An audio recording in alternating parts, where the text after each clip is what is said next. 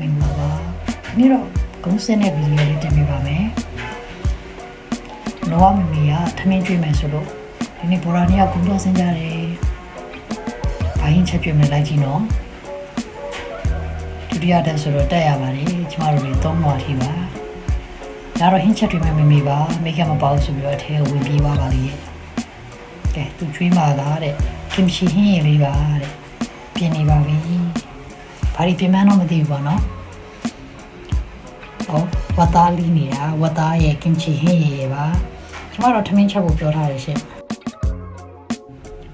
ဒါတော့ထမင်းကိုကျမလိုက်စင်နေရပါတော့ထမင်းမနှလုံးတယ်လေဘာလို့လုံးနေလဲ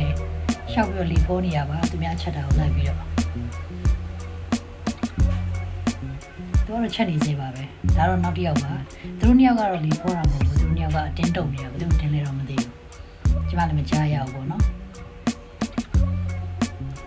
ကဲသူတို့ချက်တာစောင့်နေရော